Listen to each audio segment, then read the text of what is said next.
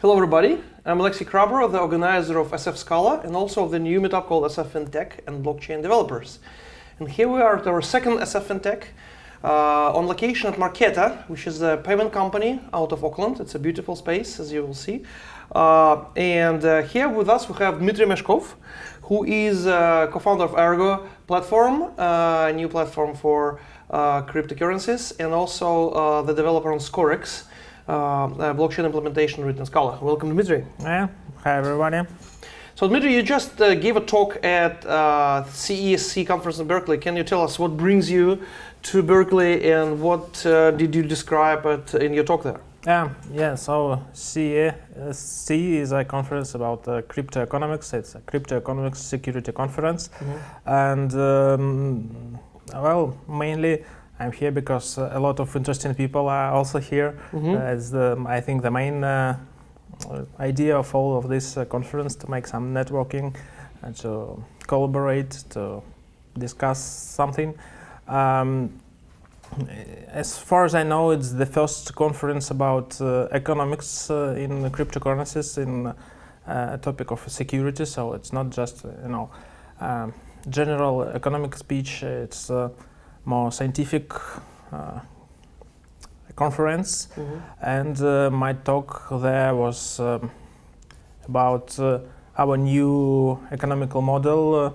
We are going to implement it in Ergo. It's still in progress, so it's not a final version, but here I may start a bit to tell you a bit about our Ergo platform, maybe. Yep. Yeah, so we have a Scorex framework. Me and Alex Chepornoy, who created this framework, its main idea was to implement some interesting features. It's a modular framework, so you can implement just one feature and have all other features for free. And we collaborated with IOHK company, that is a research company. So we have implemented quite a lot of prototypes for different scientific ideas, found some bottlenecks there, and now we decided that we have quite a lot of interesting ideas that good enough to be implemented in a new blockchain. So we are going to implement a lot of different ideas that should complement each other. And one part of this Ergo platform is economy model. So for now, it's not a well-discussed topic actually. So most of cryptocurrencies just copy Bitcoin stuff without any research and update. And our idea is to make every aspect of a blockchain at least a bit better. At least we should make some research and choose the best parameters here. Interesting. And so, and also you, in addition to having this kind of advanced Scala implementation, you also developed this efficient memory data structures, right? That let you keep the state of the blockchain. So you talk about our authenticated data structures here. Correct. It's not actually even so efficient. Its idea is a bit different. It's authenticated. So you can put any data to this data structure, and you can provide a proof for some element in this data structure that it exists in a proof. But it was well known before us. But in addition, we can provide a proof of modification. So we have some values in our data structure, and you can provide a proof that you changed this value to a new value and you changed nothing else. So it's a symmetric design. There is a prover and there is a verifier, and the prover creates proofs that he updates some values in his data structure. And the only thing verifier should keep in his local storage is just 32 bytes of a hash, root hash of this data structure. And he can verify everything without any trust to anybody. And that's extremely important for untrusted distributed blockchains systems like Bitcoin, because with this data structure it's possible to provide the proof, for example, that transaction is correct, that the sender actually have this money. So one of our ideas of Ergo Platform is to create asymmetric design to provide proofs for everything, and you as a verifier can download just a small piece of data to your mobile phone, like 100 kilobytes, and you can verify everything without any trust to anyone. Interesting. And you mentioned, I think you mentioned another number, like 182 gigabytes, which is the total? Kilobytes. You're right, kilobytes. Kilobytes. Okay. Kilobytes is different. Okay, got it. So you basically don't need the whole blockchain. That's all you need from them. All you need from the whole blockchain, that is a few hundred kilobytes, gigabytes, sorry. So all you need is just this small piece, 100 kilobytes. It's very small actually. You can download it on your mobile phone. It's less than any code, and you can start work with this blockchain without any trust. Interesting. That is absolutely new feature now, because in all existing blockchains it's impossible to do such a thing, and you should download quite a lot of data to start transaction creation, for example, in Bitcoin or in Ethereum. And actually this leads to wallet centralization. A lot of users don't like to download this big data set to their devices. They prefer to use web wallets. They think that it's okay to trust this web wallet to the developers, but sometimes this leads to big steals. And we have an example from Ethereum Classic, when the most popular web wallet was compromised, and the attackers steal a lot of private keys, a lot of money, and actually he can steal money and show you as if you still have this money on your balance. So you open your balance, you see 50 Ethereum on your balance, but actually you don't have because they just hacked the whole thing. Because it's just a web interface that shows you something, but you can't check that it shows you correct information. Interesting. This is great. So I'm curious, right? Like, so you guys published the research paper on this, and so anybody can take it and implement it. So like we heard folks at the conference who said like they're going to use this data structures, right? So I mean, how does this space work, right? First of all, like, there is 10,000 other blockchains, right? So which you want to compete with, and you publish your key results in the open. How do you think you're going to compete? What is your competitive advantage? Well, first of all, I should note maybe and not only the whole idea about this area is that everything should be open, should be open sourced, all research should be open. That's, as far as I can see, that's the only way in a decentralized system, because it's a nonsense cryptocurrency with a closed code, because there may be some backdoors and so on. In it, protocol should be known, so papers should be known. It's much better to have them published on some peer-reviewed conferences like journals. For example, we published our paper about authenticated data structure on financial cryptography conference. We had some feedback from it, review, and it's very important for security reasons. So other people should check that your ID is correct. There are no holes here. There are no problems with that. And you mentioned other guys that are going to implement the same stuff. Actually, I like it. I absolutely like this. Mainly now, blockchain industry is like not a competition between different blockchains, I think, but it's more competition between blockchains as a whole, as a community, to classical, to banks, to fiat money, and so on. So I don't feel very big, concurrence. So it's not a problem to have the same features in different blockchains. Blockchains collaborate, and that's also what I like in this area, because different teams collaborate, share their experience, share their ideas. It's very open space to discuss them ideas and so on. Cool. So you were a physicist in a previous life. Yeah. So can you tell us how do you get from physics to blockchain?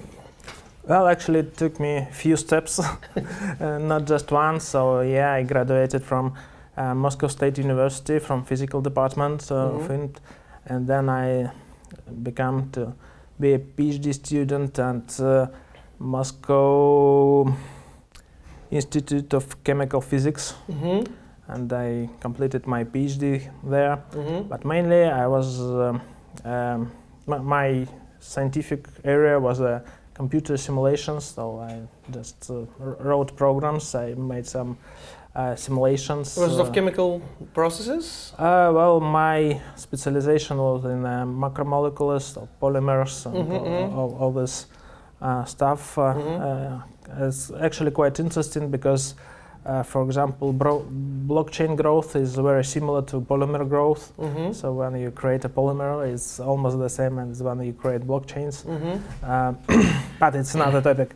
Yeah, so I was a developer when I was a student, a PhD student, and then I worked in few IT companies as a regular developer. And when I, left my last regular job, maybe from my previous life, actually it was quite boring for me. Always I never stayed in one place for more than a year. That's a typical rule in the area. Yeah, maybe, right? yeah. But in the startup world. I decided to make some stop and to research what are interesting topics are there in the area, and then I decided to study blockchains. It was an interesting topic for me, but it was some on background, and I know that there is Bitcoin. It is something interesting, but I have no time to study how does it work and so on. But when I get some time, I decided to research this to understand how does it work, and that's actually how I found Scorex project, and my current colleague and co-founder of Ergo Platform, Alexander Chepornoy. So I found a good Scala framework where you can play and prototype some blockchains. You can easily play with Scala and to study blockchain on example. So it was quite easy for me to maybe read some papers. Original Bitcoin paper is quite easy and it's quite good written, actually. Read it if you haven't done this yet. But on example, it's much more interesting and much better. And now I'm 2.5 years from that point, and I'm still interested in this area, and it's still cool, and I still like it. Yeah. Yes, it's super exciting. And so can you tell us, I come from the same background, but a lot of folks maybe don't know why is it good, if you basically go to university in Russia and study physics, why are you well prepared for Bitcoin and blockchain space? What are the skills they teach you that make it easier for you to do this kind of stuff? Well, it's not so easy question, actually. But even on my first year of my education in Moscow State University, there was a point from our from staff of university that there are like 400 people on the first year, and actually, now country do not need 400 physicists a year, but their education model changed. They do not prepare 400 physicists a year, they prepare for 400 educated people a year. Okay. So you should be able to learn anything. That's maybe the main skill you get from Moscow State University in the physical department, so you are ready to learn anything. You can read papers, you can understand how it works without any help. And I think that was the main point why it was quite easy to follow blockchain stuff and to start working in the science there actually. So now I have some papers in blockchain area. I work not just a developer, I'm a researcher also. And probably some math, right? Like they teach you some math. Yeah, sure. You need different stuff, and math is quite important. Actually, physics is also quite important. It's provide you some high-level overview, some intuition how this should work, and math is more strict, I remember this, from also from physics and math, right? It's like, I forgot like half of this or more, but it always surprises me when people who got purely computer science education, they print floating point numbers with 18 significant digits. I'm like, you could round it to 3, right? You can round it to 3 digits, and almost nobody does this, right? So I'm like, we don't really need this because it, right? Like, just take space on the screen, right? But a lot of people do that, and I think that's a sign, right? That physics can teach you a lot of useful stuff, right? So how did you get into Scala? Why Scala? Actually, that's also quite an interesting question, and it's not so easy, but before Scala, I tried quite a lot of languages actually. My main language was PHP, and actually, well, it's possible to write good programs on PHP. I understood this on one of my jobs. Well, it's possible actually. It's easy to write some small script on PHP. It's much. It's done for this stuff. It's for personal homepage actually. Right. And it's good for this stuff. But when you create some big,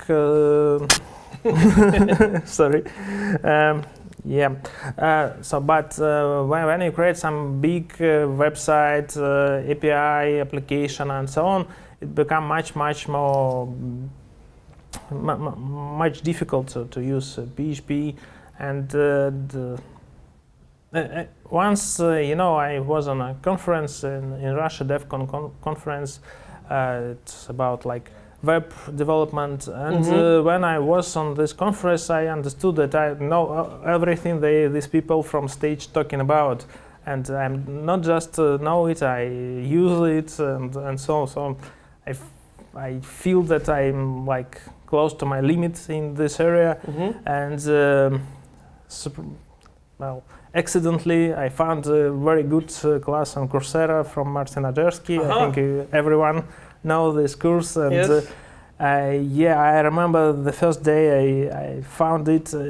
Usually I don't like courses on Coursera. It's very hard to me to follow the steps, and I decided to start to learn it a bit before course starts, to have some, free space if I will be busy and so on. And I started to watch lecture from a previous course, and I watched all of them in 2 days. So all the course in 2 days, I was very excited. I absolutely liked it. It was impossible to touch me from the computer when I watched these videos. I absolutely liked it.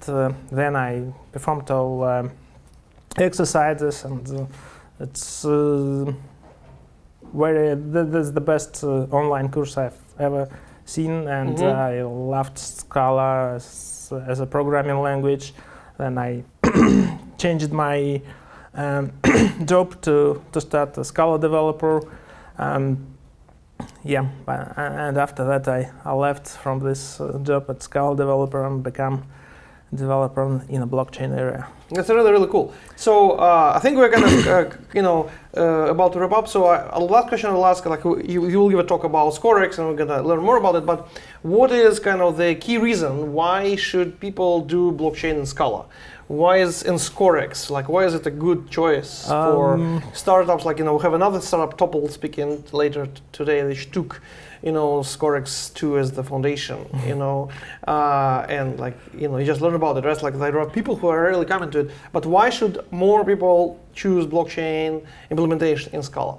So there are two different questions. First is about Scala, I think. And, it's an area of when it's very, very hard to fix any bugs.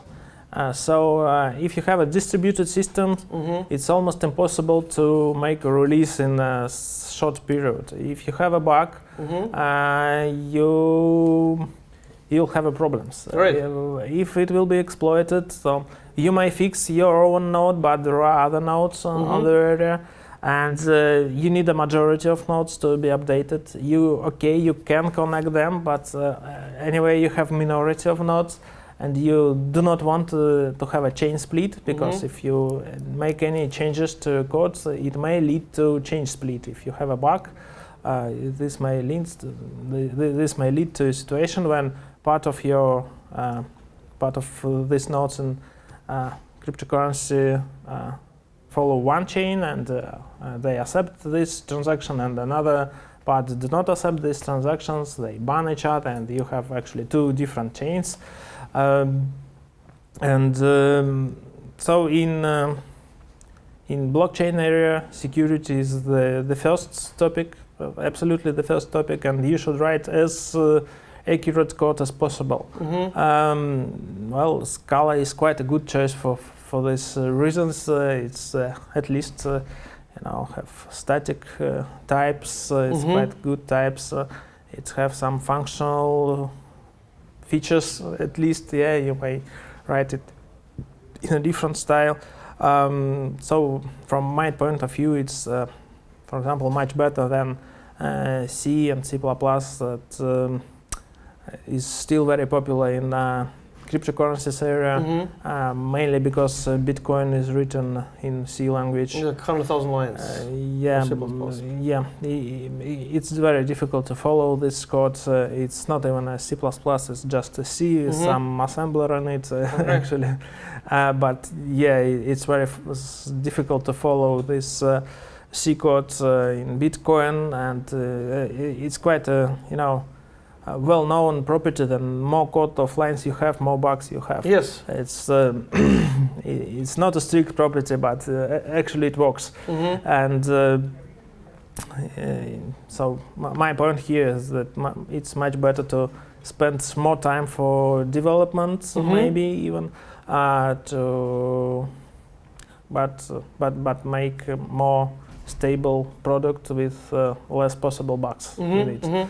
And also you have fewer lines of code, right, like Scala. I think that Topple mentioned this in the blog. You guys have 4,000 lines. But it's not a property for all of blockchains. It's possible to write different implementations. Yes. But Scorex, it's very, very small, and our idea there is to keep everything simple, to be able to overview all the code in your mind, to keep it all in your mind, to understand the main patterns, architecture, and so on.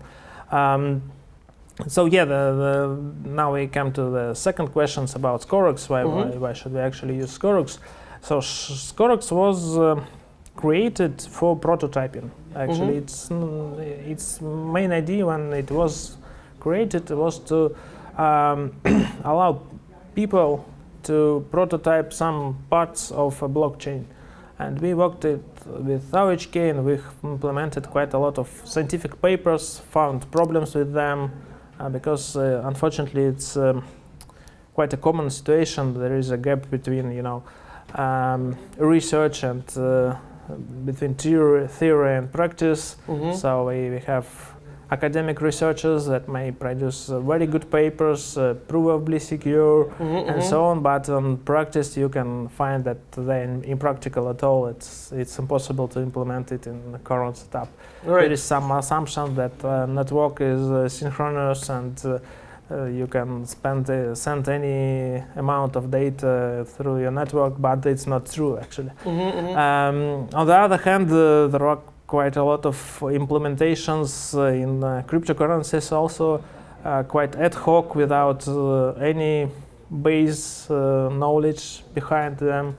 And in cryptography and in cryptocurrencies, it doesn't work when you create something and you tell, I don't see any attacks to it, and that's why it's secure. If you don't see any attacks to it, after some time, someone may find them. Right.